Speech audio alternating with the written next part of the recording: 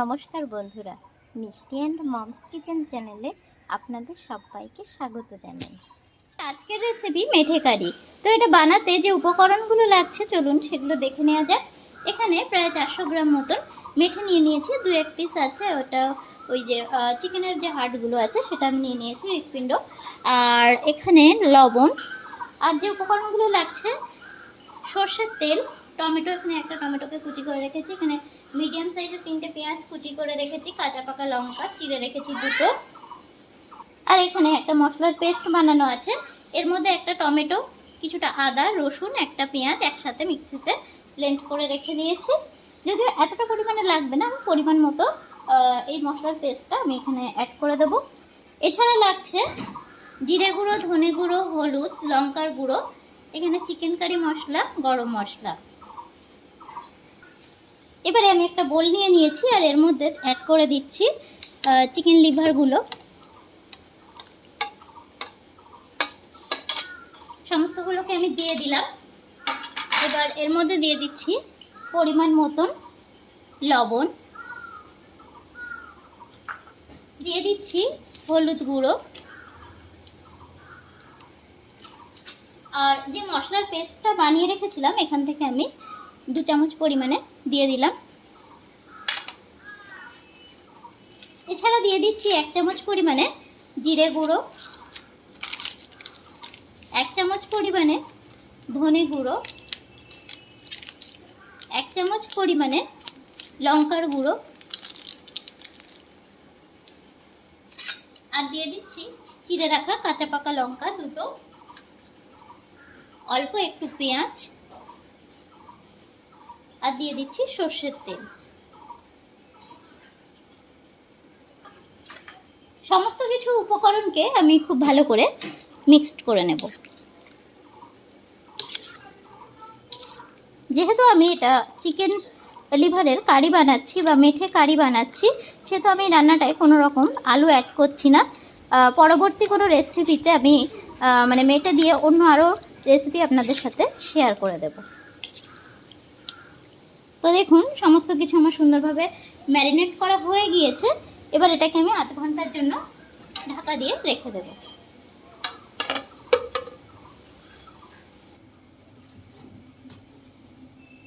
দেখুন গ্যাসে কড়াই বসিয়ে দিয়েছি আর ওটা গরম হয়ে গিয়েছে। আর আমি প্রথমে একটু ক্ষমা চেয়ে নিচ্ছি, আমি ইনগ্রেডিয়েন্টস বা উপকরণ বলার সময় চিনিটাকে স্কিপ করে গিয়েছিলাম। চিনিটা সেই অর্থে লাগবে না, আমি ফার্স্টে একটু চিনি অ্যাড করে দিচ্ছি, তার ফলে কিন্তু কালারটা ভালোই আসে, তো সেই জন্য একটু দিয়ে দিলাম চিনি। আর এবার দিয়ে দিচ্ছি পেঁয়াজ কুচি,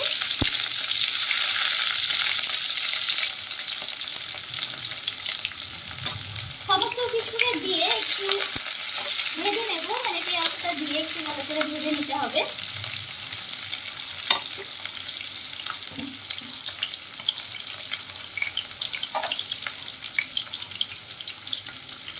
পেঁয়াজটা দিয়ে মিনিট খানেক সময় ধরে আমি ভেজে নিয়েছি। এবার অ্যাড করে দিচ্ছি ছোট ছোট করে কেটে রাখা টমেটো। এখানে একটা মিডিয়াম সাইজের টমেটো নিয়ে নিয়েছিলাম, তো সেটাকে এবার এর সাথে দিয়ে দিচ্ছি।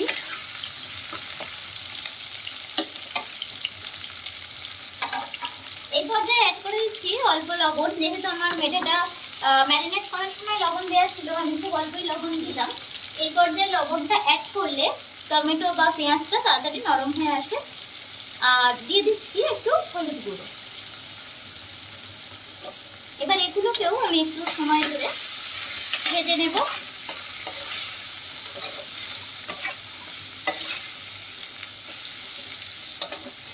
গ্যাসটাকে লো টু মিডিয়ামে রেখে পেঁয়াজ টমেটোটাকে আমি একটু ভেজে নেব।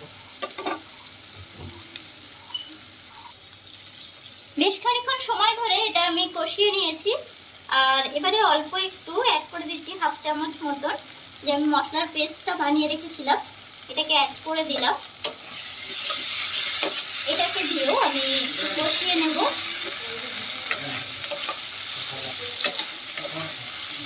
এবার এটাকে আমি লো ফ্লেমে 1 মিনিটের জন্য ঢাকা দিয়ে রেখে দিচ্ছি, যাতে এই মশলাটা পারফেক্ট কষানো হয়ে যায়। 1 মিনিট পর ফিরে এসেছি আর টমেটো পেঁয়াজ দিয়ে আমার সব কিছুকে ভালোভাবে কষানো হয়ে গিয়েছে। দেখুন তেল ছেড়ে বেরোতেও শুরু করেছে। এই পর্যায়ে আমি অ্যাড করে দিচ্ছি ম্যারিনেট করে রাখা মেথি।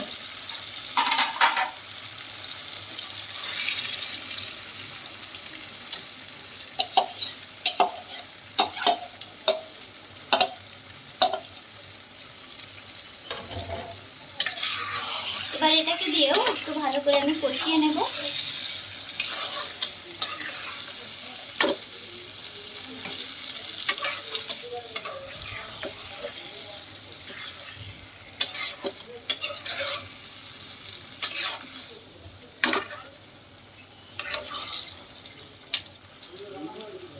মিনিট 2-3 সময় ধরে হাই টু মিডিয়াম ফ্লেমে এটাকে ভালোভাবে কষিয়ে নিয়েছি। এবার এটাকে আমি লো ফ্লেমে 5 মিনিটের জন্য ঢাকা দিয়ে রাখছি। 5 মিনিট পর ফিরে এসেছি, আর এবারে ঢাকটা খুলে নিলাম। দেখুন কি সুন্দর তেল ছেড়ে বেরিয়ে এসছে। এই পর্যায়ে আমি অ্যাড করে দিচ্ছি 1 চামচ পরিমাণে চিকেন কারি মশলা।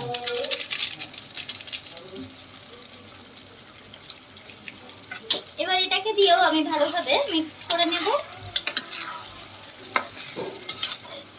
আবারও আমি এটা 5 মিনিটের জন্য লো ফ্লেমে ঢাকা দিয়ে রেখে দিচ্ছি। মাঝখানে একবার নেড়ে দেবো যাতে তলায় লেগে না যায়। 5 মিনিট পর ফিরে এসেছি, আর দেখুন আমার এটা কিন্তু একদমই কষানো হয়ে গিয়েছে পারফেক্ট ভাবে।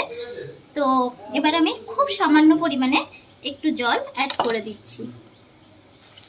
খুবই সামান্য জল আমি অ্যাড করে দিচ্ছি। মেটে কিন্তু আমার একদমই মানে সেদ্ধ হয়ে গিয়েছে, তবু অল্প একটু জল আমি গ্রেভিটার জন্য অ্যাড করে দিলাম। এটাকে আমি মিনিট 5-7 সময় ধরে একটু ফুটে উঠলেই এটাকে লো ফ্লেমে করে আমি ঢাকা দিয়ে রেখে দেবো মিনিট 5-7 সময়ের জন্য। দেখুন এটা একদমই ফুটে উঠেছে, আর এবার এটাকে আমি একদম গ্যাস কমিয়ে আবারও ঢাকা দিয়ে দিচ্ছি। 5 মিনিট পর ফিরে এসেছি, আর দেখুন আমার একদম পারফেক্ট মেঠে কারি একদম রেডি। তো এবার আমি একটু গরম মশলা অ্যাড করে দিচ্ছি উপর থেকে। 1 চামচ পরিমাণে গরম মশলা আমি অ্যাড করে দিলাম। আর এবার আমি গ্যাসটা অফ করে দেব, আর একটু হালকা হাতে মিশিয়ে দিচ্ছি। দিয়ে এবার আমি গ্যাসটাকে অফ করে দেব, দিয়ে স্ট্যান্ডিং টাইমে রেখে এটা আমি সার্ভিং প্লেটে সার্ভ করে দেব। এই রেসিপিটা আপনাদের ভালো লেগে থাকলে অবশ্যই কমেন্ট করে জানাবেন। তার সাথে সাথে লাইক শেয়ার করতে ভুলবেন না। আর মেঠে কিন্তু খাওয়া খুবই উপকারী, বাচ্চা থেকে বড় বা গর্ভবতী মহিলাদের মেঠে খাওয়া খুবই উপকারী। তো এইভাবে রান্না করে দিলে বাচ্চারাও মেঠে খেতে খুবই ভালোবাসবে, তবে ঝালের পরিমাণটা তখন একটু কম দিতে হবে। তো এবার আমি গ্যাসটাকে অফ করে দিলাম। আমার চ্যানেলের নতুন বন্ধু হলে চ্যানেলটিকে সাবস্ক্রাইব করে পাশে থাকার অনুরোধ জানাচ্ছি। সাথে সাথে বেল নোটিফিকেশানটিকে ক্লিক করে নেবেন, তাহলে আমার শেয়ার করা সমস্ত নতুন রেসিপির আপডেট সবার আগে পৌঁছে যাবে আপনার মোবাইলে। ভালো থাকবেন, সুস্থ থাকবেন, আবার দেখা হবে নতুন কোনো রেসিপি নিয়ে।